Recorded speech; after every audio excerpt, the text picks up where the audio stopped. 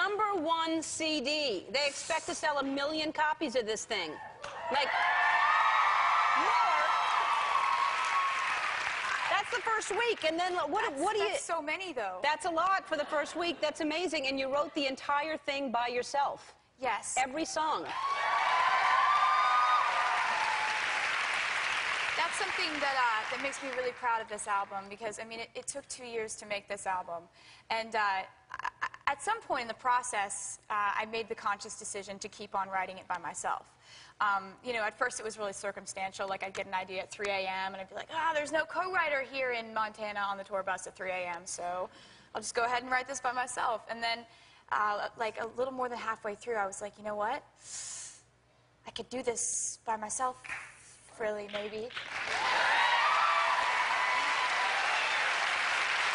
And you were telling me at rehearsal that you were so scared that because you poured so much of yourself into this and there's so much personal information here, you were actually really worried about how people would receive it. Yeah, I have been all over the map as far as emotion-wise going. Like, with this album, it's been such an emotional process. Like, writing it for those 2 years, the last 6 months of that, like the 6 months of finishing up the record, I would have nightmares in the middle of the night where I'd wake up and I'd be like, have a nightmare that Rolling Stone hated it.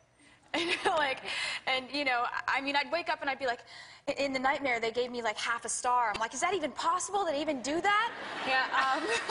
But I was, you know, I was really nervous about it because, I mean, taking this on and writing every single line of every verse, pre-chorus, bridge, everything, you're taking a lot of ownership of whether people like it or don't. Right, right. So you're very proud that everybody likes it, because everybody does like it, to be #1. Thank you. And now, so you continue to write about ex-boyfriends. You would think that people would be scared to even be near you, because they have to know, right, that you're going to, because that's what you write about your experience. It seems to be the pattern, yeah. Mm-hmm. And there's a new one that people are speculating that it was about John Mayer, and because it's Dear John, and it could just be a Dear John song. It could just be that. That song kind of is what it is. Okay, great.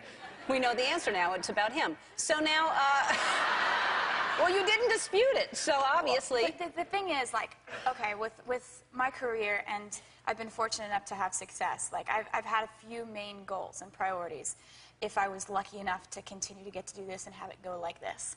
And those 2 goals were to, in spite of success, remain the same person, and in spite of success, remain the same songwriter. When I was 12 years old and I started writing songs, I was writing songs about my life. And just because more people are now kind of more interested in the subject material of those songs, rather, a little more than when I was 12. Right. Now, I'm still going to continue to write about my life, and I guess people are going to continue to speculate about it, and I'm going to continue to never tell them who the song's about. Right. But it's about him. Okay, so... now, have you always been, you said you started when you were 12. Even at 12, I mean, when you're writing songs, have you always just been this honest? Since you were a little girl, you just said what's on your mind? With music, that's where I can say whatever. I mean, I remember, like, when I was in school, the whole reason I started writing songs was because I was alone a lot of the time. And, you know, I'd sit there in school and I'd be hearing people like, oh my God, this party we're going to is going to be so awesome on Friday. Everyone's invited except for her over there, you know, like, and I just wouldn't be invited to stuff, and I would sit there and I'd be like, it's okay, because I can write a song about this later.